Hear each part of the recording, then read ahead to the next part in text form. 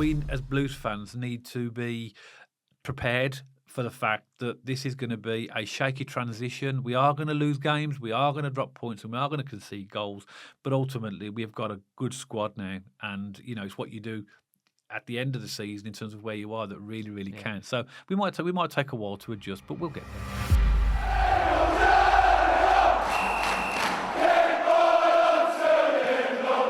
So welcome back to BCFC Royal Blue. In this video, we're going to have a discussion about the match that Birmingham City have just played against Walsall in the EFL Trophy, also known as the Bristol Street Motors Trophy. Myself and Matt were there with around about just over 9,000 fans in total. And we're going to give our views on the match today and just give our sort of general thoughts on what we felt about the performance. So what do you think, Matt? You were there with me. We ended up with a 1-1 draw after 90 minutes and lost on penalties. So it was a bit of a strange game, wasn't it? I was at work earlier at my desk and I was reflecting on the game, thinking about certain moments. And it was an odd one. I think the first half had like a pre-season friendly sort of training ground vibe to it. I think we were definitely lacking intensity and purpose. And I think we only really got that, to be perfectly honest, in the last sort of, 15 minutes of the game where we were really pressing Walsall in the later stages. Up until that point, as I said, it had a really sort of casual, odd vibe with that lack of intensity. Yeah. But it was a bit of a mix. I'm sure we're going to go over the team selection in a minute, Dad, but a bit of a mixed bag in the team selection. I think Chris Davies wanted to try some things out. He wanted to give the new guys a bit of a run out, which is perfectly understandable. A few things didn't work for me personally, which again, we can go into a little bit more detail sort of as we go through the podcast. But I think the one thing for me is we did too much sideways and backwards passing again, and we're playing Walsall. Again, I don't mean that disrespectfully. What I mean by that is we're going to play a lot better and if not quite similar teams this year in terms of setup. And we were passing it sideways, we were passing it backwards. We need to start creating and being more decisive and clinical in the final third, because if we can't break down Walsall, even if it was our second string team, I think, in my personal opinion, should be comfortably going at Walsall. And fair play to them, they were set up pretty well, weren't they, Walsall? They came with a game plan, they executed it, and they made it difficult for us. Yeah, like every team that we played so far this season. Just to clarify, when I said that we lost on penalties, the way that the EFL Trophy works, if you don't know, is that if a game is level after 90 minutes, it goes to a penalty shootout, and the team that wins that penalty shootout gets an additional point. So Walsall got 2 points and we got 1. It's an odd setup, isn't it? It is very, I've very never strong. heard of this before. Well, when I think a lot of people looking around say, "Okay, we're going to penalty shootout." I think people were maybe aware of it, weren't aware of actually the way it actually worked. Yeah, so I read one X earlier, and it said I was in the car on the way home. I didn't even realise it went to a penalty shootout. He goes, I listened to the pens in my car on the way home. Like he left before the final whistle, not realising. It's an odd thing. But anyway, I just want to. Obviously, we're going to get into the game in a minute as well. But I just want to address the some of the reaction on social media and the meltdown really of some fans. It's quite staggering, really. I think it is fair to address that. I think the keyboard warriors have been out in force. Saying that it's an awful performance. We should be sort of trouncing these types of teams, etc., etc., etc. There's only 9,000 there, so I'm guessing the vast majority of those people who've made those comments weren't even at the match. They may have watched it on Blues TV, or may not even watched it at all. But we've got to get some perspective here, guys. We're 4 league games into a brand new season with a brand new squad. We're joint top. In the actual league. But the thing is, I'm trying to say is, I think the fans need to sort of have a bit of a reality check in terms of where we've been over the last 12, 13 years. And look at what we've got now, and actually realise that, you can't bring in a whole squad of new players and expect it to just be, you're going to trounce. We've got no God-given right to trounce anybody. We're going to have to fight for every single point, every single goal that we're going to have to get. We're going to have to scrap for, because that's just the nature of the league we're actually in. So what I would say to anybody that is making comments, negative comments, you are entitled to those comments, of course you are, but have a bit of perspective, guys. This is a 1-1 draw that we got against. It was a League Two team. We have spent millions and millions of pounds in the transfer market, but Chris Davies, I felt it was almost like a bit of an experiment last night. I don't know what you thought. Well, it felt like a training. It felt like watching a training session. It felt like watching a pre-season friendly. I think he was testing the new guys. He tried, Alfie May in the 10 and Stansfield up front. And again, we can address this a little bit later in the podcast. That he tried some things out, didn't he? And as I said, some things didn't work. That's fine. That's part of the experiment. And there's no doubt about it. It was a frustrating evening. Yeah. But the bigger picture, we're in a world miles better place than we have been for the past 10 years. So let's just ground ourselves. I think so. It's frustrating a little bit, isn't it? Because, and you know what? The keyboard warriors, the people who make these opinions without any real substantiation for it, are as bad as that idiot in the Walsall end who smuggled in a Villa shirt, put it up during the game, then smuggled it back into his bag and sort of shuffled out the ground without him being recognised. It's now his Facebook profile picture. Yeah, and it's embarrassing. I saw it. So what is he actually to, apart from embarrassing himself? I took a Villa shirt to a Blues ground and nobody was able to sort of confront me or see me. What's embarrassing is he's put the shirt up and there's loads of empty seats behind him because we only had one stand open. He's made himself look like a complete plank. And Dad, if that Villa shirt wouldn't have happened, I would have really rated the Walsall away end. Fair play to the Walsall fans. They were pretty noisy all game. Fair play to them. Was their cup final? They came and made a racket though, and fair play to them. But that just completely, how embarrassing was that? Yeah, it was. But I know you are. I think it's right to point out that the Walsall fans in general were great, weren't they? Yeah. Good banter back and forth. What I saw last night, I was having frustrations during part of the game, myself. I wasn't expressing them in any way. I thought that, we could have done things better, we could have made better decisions. But we had loads of chances. There's lots of chances we had in the game to score goals. And it was just one of them days where Walsall upped their game, played probably as best as they ever could, and managed to get a 1-1 draw. Yeah. But the fact still remains that we need to be putting these games to bed. We need to be clinical. We need to be putting these chances away. And again, you are right. We did have plenty of chances. But what frustrated me, and I mentioned it in my early statement, was the sidewards passing and the backwards passing. Because the stats say it was 81% possession to Blues, Dad, which is nuts. And the passes, what was the passes again? 700, 800 to... I've got that stat here somewhere as well. But anyway, I know I've only got the percentages, sorry. That's fine. But basically, we had loads more passes, loads more possession, but we're not making it quite count yet. And this comes back to what you said about the team gelling, the team clicking. And in League One, Dad, teams are going to come to St Andrews exactly like Walsall did, set up. And to me, the park the bus comes to mind. Fair enough, they got a goal. They came at us at small little points in the game. But for me, that was a very park the bus performance from Walsall. And we couldn't quite break them down enough. And that... to me, needs improving. I think that Chris Davis on the training ground, he needs to start doing drills, wide drills, getting balls into boxes, more clinical delivery, clinical finishing, and let's see where we go from there. But, as I said, there were some positives from last night, but there are definitely, for me, some improvements as well. Well, just to clarify, Chris Davis, if you've watched his post-match interview, he actually said this needs to serve as a warning shot. This is his words, not mine, and that if we are not on our game, this type of thing can happen. So he's obviously aware of what's going on now. Let's talk about the team selection, because I think that played a major part in this. There's 8 changes from the team that started against Wigan. So we had Ryan Allsop in goal, and I've got to say we really bigged him up against Fulham, didn't we, in terms of his distribution? To be fair, his distribution was very poor, wasn't it, last night? Saved a penalty in his credit during the shootout, but his distribution and that can be better as well. Yeah. So we had Ryan Allsop in goal, we had Taylor Gardner-Hickman at right back, and then we had Clara, who was immense again, and Ben Davies started as the 2 centre-halves, with Brendan Keeler starting as our left back. We had Mark Leonard and Owata, who was making his debut in midfield, and we'll come on to him in a minute. Mm-hmm. Stephen Wright on the right, then we had Yokoyama on the left, and then we had Jay Stansfield as the spearhead at the front with Alfie May behind him. Yeah. So that was the starting lineup. That's only like 3 of those players were in the starting lineup against Wigan. I mean, normally we go from back to front, but let's go from front to back this time, because I think it's the most important and pressing issue on a lot of people's minds. Alfie May needs to be the starting number 9, don't he? He needs to be the spearhead. Yeah.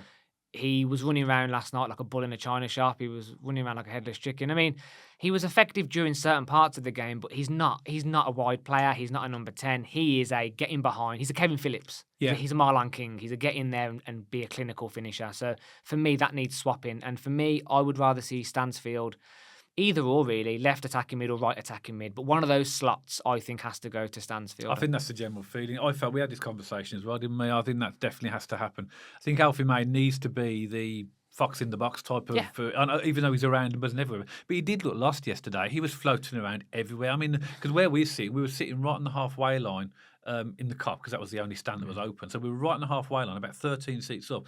And Alfie May, he could have come and sat with us. He was he was always in our area, wasn't he? And going to the almost into the fullback position sometimes, and coming really deep to get the ball. I agree with you. That don't work. And I think, as I said, I think it was an experiment for Chris Davies. He will see that doesn't work. Jay Stansfield is fast and he needs to have space to run into. If you stick him as the spearhead and balls are getting pumped up to him, that's not his game.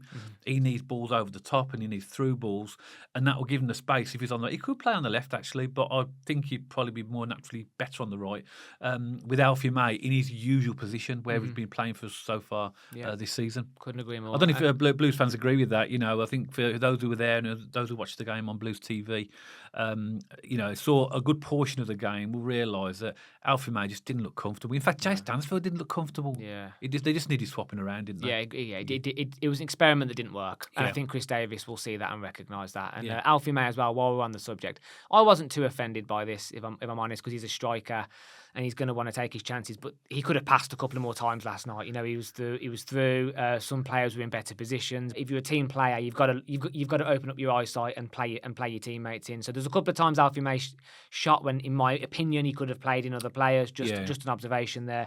But I think you're right, Dad. Overall, that needs to swap, don't it? And or Stansfield out on the right for me. I think it has to. I think, but as I say, I think Chris Davies has used this as a way of trying to see how those two can play together. He'll know that he'll see that hasn't worked. Yeah. But also as well, just a note on Alfie May, nothing to do with his performance necessarily, but he was the captain in the first half. And me and you, Dad, we're normally high up in the Tilton, so we can't see the players at that level, and we can't understand or hear what they're saying because we're too far away. What a captain. He was commanding, he was shouting. He said to someone the other day, where's the passion? He said, where's the passion? Where's the fight? Let's get going. So I could hear him trying to rally the players and get the players going, but there definitely was something missing, weren't there, Dad, in that first sort of 70 minutes of the game, really. The last sort of 20 was when we really piled on the pressure. Yeah, I think there's no denying that the overall, when we're coming out of there, I think there was a tinge of disappointment. But I think a lot of Blues fans might be judging that on the fact of the money that we've spent, and not, as we mentioned, talking about the reality of the fact that we got so many different players in the team at the moment. And it's trying to get the mix, and also as well, we're going to have a target on our back for every single team. Every point we drop is going to be cheered. Every goal we concede will be cheered. I think that plays on some Blues fans' mind as well. Oh, no, I'm going to get stick from there. Just ignore it. Just ignore it. Who cares? FEA is what the famous Tom Wagner says. So, that's what he says. But you are right. It did feel in the first half, particularly like a pre-season friendly. That could have been because only the one stand was opened, and it was strange. But it was more the style of play. There was just a lack of intensity, lack of purpose. It just felt like a kickabout on the training pitch. It was really bizarre to watch. It was almost like this isn't a competitive game. But I think it shows us as well how decent some of the players are that we've got in our what we class as the first team. Because Chris Davies confirmed in his post-match interview that both Laird and Luke Harris are injured. Yeah. So and they are likely to be out for a little while. Well, do you think? I personally think we missed Laird last night. Yeah, I did. That's why I mentioned it. Yeah. Because some fans again give him a bit of stick as well. But I think it's only when they're gone you realise how much you miss them, isn't it? Yeah, absolutely. So I hope he comes back really, really quickly. I mean, Gardner-Hickman didn't do anything fundamentally bad, but he's not a natural right back. And it showed. And that's why I use, a word I've been seeing a lot on social. Again, it comes back to the first game of the season was a bit disjointed. There was a couple of players in positions. Brandon Keller as well isn't a left back. He looked a bit uncomfortable. Gardner-Hickman looked a bit uncomfortable. Again, Hickman didn't give a particularly bad performance. It was just disjointed and a little bit unbalanced. Yeah, and there was some decent performances in there. I was quite impressed with Iwata. He made his debut. He did some good stuff in midfield. I felt like he gave the ball away a few times, but his work rate and his energy and his determination to get it back was impressive to see. He had that one shot. I think it was in the second half. The goalkeeper. I think the goalkeeper tipped it. He did, but we weren't given a corner. I think must have Leonard again. He hit the bar, didn't he? That should have been a corner. At last, we're dangerous from free kicks. At last, because Williamson hit the bar against Fulham, didn't he? In a free kick. So at last, just need to get the range slightly right, and we could score a few goals. I'd like to see us be a bit better at set pieces. I think corners. We got to be much better at corners. I think corners. Even in open play, our delivery into the box needs to be stronger. I mean, people may argue that our winning goal against Wigan came from a corner.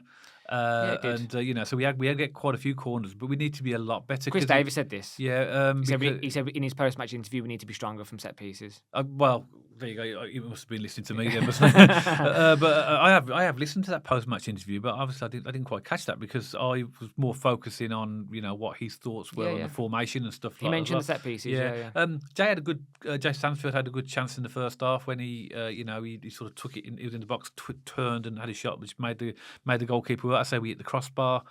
We had that great shot from Awata that went over the bar. And we had quite a few other chances as well, but of course the goal came from Clara, and he's turning himself into a bit of a hero with the Blues fans. He's absolute brickhouse. You can't get past him. He's just solid. I mean, the only thing that worries me, and I know this is a general concern across the Blues fan base, is just with Bielek and Clara. It's if we come against a pacey striker and we're playing high up, they are so slow, but they are incredible players. I love Bielek, I love Clara, and Clara's up there with one of my favourite signings. Yeah, he's done well, hasn't he? He's strong at the back, but also he contributes up front. So he obviously got the goal last night. He actually scored in the pre-season friendly against West Brom as well. Got the assist against Wigan as well. So he's a very productive player. I like him. Yeah, and he's strong. I think Sanderson's going to have a battle, which is good to get his place back in the side, because you're not going to displace him at the moment. He's just too effective. So lots of sort of mistakes. We were given, like you said, and I think we have to address that. We were giving the ball away a lot, particularly in the first half. The range seemed to be wrong. The ball was flying out, and the passes were we're giving the ball away, and that's not like us. And I think that again could be because of it's a set of almost like our second team. That was second choice, and I know it's a squad. I get that, but 8 changes doesn't suggest they will be the team that will be picked as a first team, and they clearly at times look like strangers. Yeah, exactly. In the first half, didn't they? Exactly, and it comes back to, remember we looked at the game against Reading, Dad, and the word we used was disjointed. Again, it was that vibe that we've had 17 incomings. The team still needs time to gel. It's a brand new team, and I think the Blues fan base is going to require more patience than I initially thought. And good. That's a good way of putting it. That is. Yeah, and I thought we'd be clicking a little bit more by now. It's clearly going to take a little bit more time, and that's fine. We're still joint top of League One. We're still winning games. This is still really, really encouraging. That day will come, I have no doubt. And even Chris Davis said in his post-match interview, that wasn't good enough. We need to be sharper. If anything, it was a bit of a wake-up call. There's nothing wrong with that. I feel like Reading on the first game of the season was a wake-up call. Yeah. And I don't think that was there couldn't have been a better time for this result to happen than a week and a half's international break, or 2 weeks. I think you're right, man. I think Chris Davies would have learned an awful lot about the squad from that game, because ultimately it wasn't a friendly. It was a competitive game. There's something at stake for it, and I think he would have seen a lot from his players. I felt like in the last 15, possibly 20 minutes, we actually started to look much better. Yeah, we did, yeah. And we actually started to look like a proper team, but you're always going to be in trouble when you go a goal down, and that's our Achilles heel, isn't it? We're not capable of keeping clean sheets at the moment, and that was a poor goal to concede, straight over the top. Really, really poor, if we're going to be honest. Straight into the middle of the box. I mean, decent finish, but on a plate, and such a disappointing goal to concede that wasn't it? It was really, really poor. Again, I think this is the danger when you play a high press, but to have a single ball, like you say, pinged over and just to score like Charlie Lakin as well, one of our older. That's his first goal for Walsall as well. It's typical, isn't it? But overall, I mean, I wouldn't get too disheartened. I think everybody, will judge us because we all spent this money. We're going to get all the away fans are going to be singing, "What a waste of money." Just get used to it. That's what they're going to do. But we, as Blues fans, need to be prepared for the fact that this is going to be a shaky transition. We are going to lose games, we are going to drop points, and we are going to concede goals. But ultimately, we've got a good squad now, and it's what you do at the end of the season in terms of where you are that really, really counts. So we might take a while to adjust, but we'll get there. And as you said, that 8 changes last night. Let's not forget that. That's like playing a whole new team again. And as I said, on paper, our second team, in theory, should be battering teams like this. Just calling it what it is, we really do have a strong second team, but it's a second team. And our first team hasn't even fully gelled yet. So how could we have expected that from new incomings only a couple of days prior? Chris Davis testing some things out. So again, a little bit of patience. And by the way, I'm not saying, these players get away scot-free. That first half was unacceptable. It was too casual. There was no intensity. They need to be held to account here. All I'm saying is bigger picture. Let's not press the panic button. I think it's like trying to fine tune a Formula One engine. You know, you've got to get all the bits right, and I think that's what Chris Davis needs to do. And once he gets it right, once he gets the right mix and the right balance, I'll tell you, because that's what he needs. He's got all these moving parts, which are the players, all these different ideas in terms of where he wants them and how he wants them to play. But he, as a manager, has got to work out, well, how's this all going to work together now? You go, put this over here. So this is what's going to be all this data he's getting now from these matches. It's all going to help him to do that. And when we get the right mix, we are going to be some team, I believe, and like I say, I think that we've got this millstone around our neck of this. Like, it's funny, everything you read on social media, someone has 5 million on. Yeah. I've heard it was a £50 million team somewhere. Also, where'd they get 20? The Walsall fans, they were saying 20 million for Jay Stansfield. Where did 20 million ever come from? I think it was 12. I think on TalkSport, because Alfie May did an interview on TalkSport. Yeah. And I think Jeff Stelling, who was doing the interview with Ali McCoist, mentioned it was they bought for 12 million. Yeah, but the Walsall fans were singing 20. It's like every time someone mentions it, the fee goes up, our value goes up. It's like, well, come on, guys, get a grip. It's probably buy the whole club for that. But you know what's funny though? Sorry, we can't win as Blues fans. If we win. Oh, you've spent all the money, you don't deserve it. And if we lose, look at all the money you've spent. We cannot win. That's why you have to ignore all the noise. That's my advice. My advice to Blues fans is take no notice of anybody else. Whatever we do, if we win, like you said, they're going to say, "Oh, you should have done that." And if it's just going to make we're going to get barracks on social media. And if you have a problem like with what people say on social media, don't go on social media. Yeah. Stay on YouTube though, but don't go on social media. I just want to anything else about the game, because we want to mention just not directly about the match, but there's a couple of people we met down there. Yeah, I was just gonna. I mean, as you said, you're gonna come on to the people we met, but get me back in the Tilton with our nice seats. The cop seats. I feel like you have to take 2 steps forward just to lower them, and they're so uncomfortable. Oh, they do my head in. The view's great though. Yeah, the view's great in the cop, but no, just overall for me. Bit frustrating, not worried, and we crack on to the next game. Yeah, exactly. I just want to mention a couple of two lovely chaps I was talking to at half time. Graham and Steve. Obviously, you know who you are. He's talking to me, and they've been going down and watching the Blues from the 1960s, and they're telling me some wonderful stories about Trevor Francis, meeting Trevor Francis, and they used to live near where the players' lodgings were. And they also mentioned a chap called Jeff Flynn. Just put you on the spot. Do you know who Jeff Flynn is? Jeff Flynn, no. Jeff Flynn is the lead singer of ELO. Oh, okay. Do you know Mr. Blue Sky? Yeah, I know ELO. Yeah.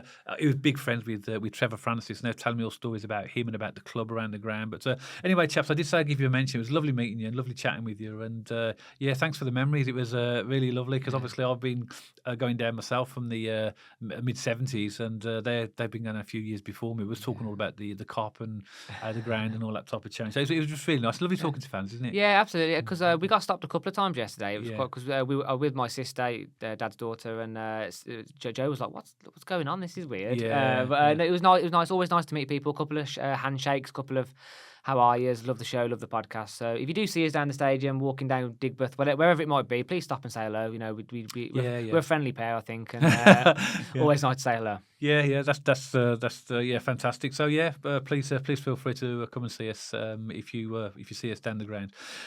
Well, that's it for this podcast. We've hopefully give you an overview of what we felt about the Walsall game, but we'd love to know your views. So please give us your comments below. As I mentioned, we are welcome for any comments below. I know I've spoke today about keyboard warriors and all this type of thing, but genuine comments in terms of what people think and feel is up to the opinion. That's absolutely fine. We'd love to hear yours. So please leave a comment below and let us know what you think about the game, about the way we're progressing this season. And me and Matt are always happy to read them and respond to them. If you did like this podcast, then don't forget to give us a thumbs up. And if you haven't checked us out on our social media channels already, pop along to our X page and our Instagram page. And you'll also find us on Spotify as well. Now, so if you want to listen to the podcast that way, and you'll see the handles appearing on the screen for all of those right now. And of course, if you haven't subscribed already, make sure you hit that subscribe button so you don't miss any future content all about Birmingham City. And myself and Matt will see you on the next video.